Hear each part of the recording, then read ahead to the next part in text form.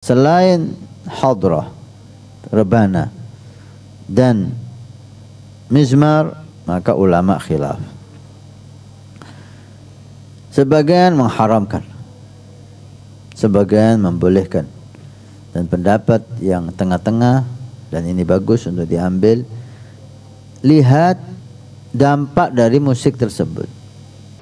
Untuk menyatakan bahwa bagaimana hukumnya, itu standarnya adalah implementasi Islam di abad ke-7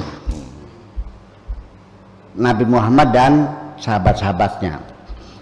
Ketika ditanya bagaimana hukumnya gitar, ntar dulu kita lihat dulu, dibuka ya antropologinya, arkeologinya.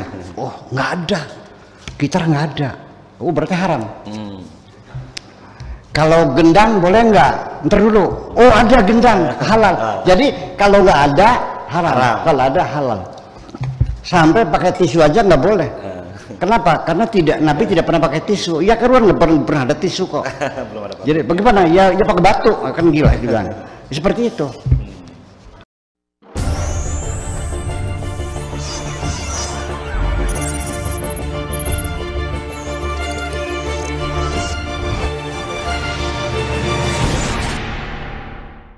Banyak ulama itu khilaf di dalam menghukuminya. Yang jelas kalau alat musik itu hadrah, maka ittifaq hadrah halal, kecuali hadrah di masjid ada khilaf. Yang kedua yang sepakat haram yaitu mizmar, seruling yang khusus itu. Bukan semua seruling, tapi ada seruling khusus, namanya mizmar.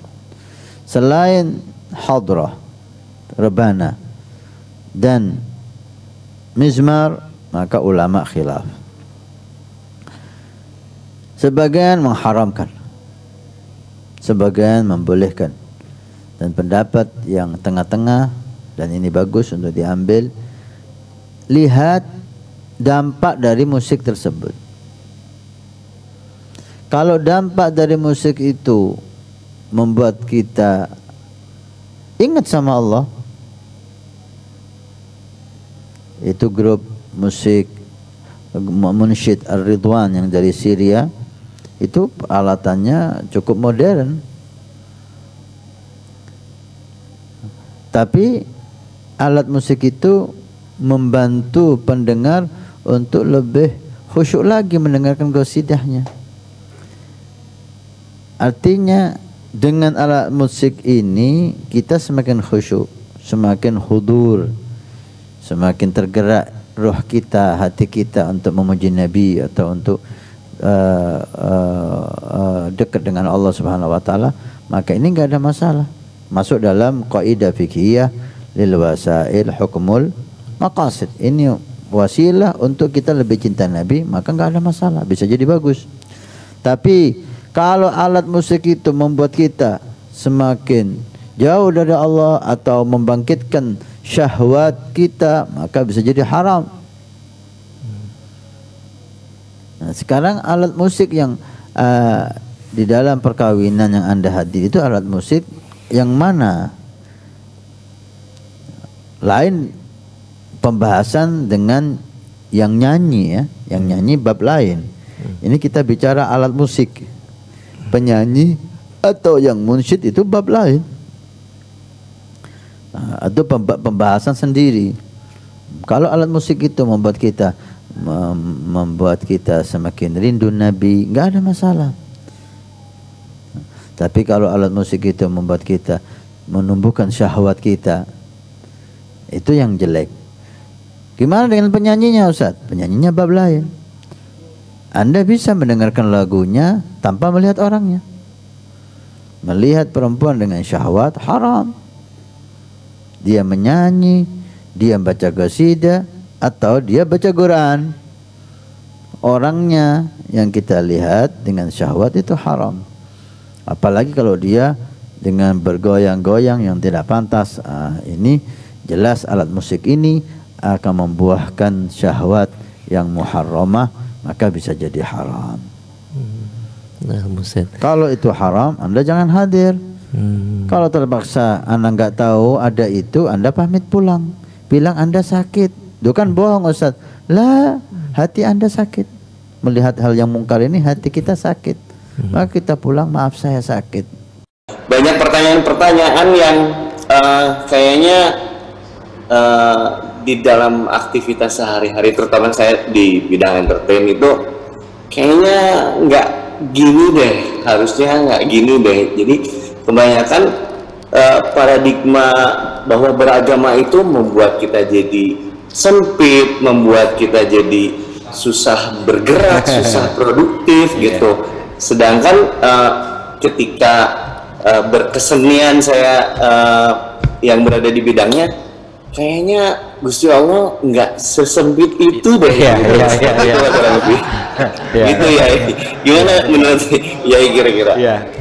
Bang Aji ini beliau konsen di bidang kesenian, beliau adalah punya grup band namanya Kitab ya. Bagaimana? Ya sekarang umat Islam ini terlalu berani mengharam-haramkan. Standarnya begini, yang dimaksudkan Islam yang benar ini pemahaman orang yang nggak usah disebut nanti tersinggung lah gitu. Ya mazhab lah gitu lah. Untuk menyatakan bahwa bagaimana hukumnya, itu standarnya adalah implementasi Islam di abad ke-7 Nabi Muhammad dan sahabat-sahabatnya. Ketika ditanya bagaimana hukumnya gitar, ntar dulu kita lihat dulu. Dibuka ya antropologinya, arkeologinya. Oh nggak ada, gitar nggak ada. Oh berarti haram. Kalau gendang boleh nggak? Ntar dulu. Oh ada gendang, halal. Jadi kalau nggak ada haram. Kalau ada halal. Sampai pakai tisu aja nggak boleh. Kenapa? Karena Nabi tidak pernah pakai tisu. Ya kan nggak pernah ada tisu kok. Belum ada. Jadi bagaimana? Ya pakai batu, kan gila juga. Seperti itu. Nah kembali lagi, ya silahkan Anda berkarya di bidang seni. Nanti Anda kalau masuk surga bersama seorang nabi, juga seorang nabi seniman, seorang musisi namanya Daud. Dia adalah pemain harpa. Dia cari makannya dari main harpa. Nanti Anda bersama Nabi Daud, jangan khawatir lah. Yang penting kalau dapat rezeki bagikan sama teman-teman. Ya, mereka dibagi-bagi insyaallah. Ya, sebab bagaimanapun juga namanya entertainment itu mesti saja bersenggolan dengan kemaksiatan, bukan kemusyrikan, kemaksiatan itu wajar. Apalagi itu di majelis zikir saya saja itu tidak semuanya niatnya benar kok. Ya, jadi ya motor hilang gimana? Berarti ada maling masuk. Ada lagi bawa temennya ngakunya istri padahal pacarnya padahal kan. Ya kayak di masjid juga terjadi kemaksiatan, apalagi di apa entertainment ya begitu. Jadi artinya bahwa orang Islam itu berani mengharam-haramkan apa diharamkan semua itu gimana ya? Begini aja lah begal bagi Anda bahwa sebetulnya yang berhak mengharamkan itu hanya Allah. Manusia tidak boleh mengharamkan karena itu hak prerogatif Allah. Nabi Muhammad saja tidak diberi hak mengharamkan. Ya, bolehnya hanya menyuruh dan melarang. Sekali beliau itu mengharamkan, langsung ditegur oleh Allah. Ya ayyuhan nabiyyu lima tuharimu ma halallahu lak. Jadi artinya sebetulnya bukan mengharamkan, itu hanya sebagai narasumber. Jadi saya mengharamkan, nggak boleh mengharamkan. Sebab dunia milik Allah semuanya. Ya, kemudian jadi hakikat musik yang sifatnya memperhalus rasa mana mungkin diharamkan. Jadi mungkin kontennya saja, liriknya kayak apa, mungkin kalau lagunya Kucing Garong, terus apa lagi, Belah Duren, Keong Racun, ya mungkin lagu itu dilarang ya bolehlah karena itu merusak rasa. Tapi kalau lagunya Bimbo, lagunya Ebit lagunya Krisye yang menyentuh rasa banget, kok diharamkan sih? Nggak mungkin dong. Nah gitu artinya. Nah jadi di sini kita sendiri sebenarnya nggak jujur. Menikmati karya seni musik itu berbeda tingkat intelektualitasnya kita sendiri. Mungkin saya termasuk orang yang paling banyak menikmati seni musik ya. Tapi saya bukan musisi, bukan, karena saya dulu diharamkan sih. Gitar saya dipecahin dulu, belum lagi dipecahin lagi. Karena itu beda orang Indonesia melihat entertainment musik dengan orang Amerika. Kalau orang Amerika itu memang niatnya di rumah ingin menyenangkan telinga, menikmati musik. Yang nyanyi orang hitam, Whitney Houston. Yang nyanyi siapa lagi? Diana Ross. Nggak ada masalah.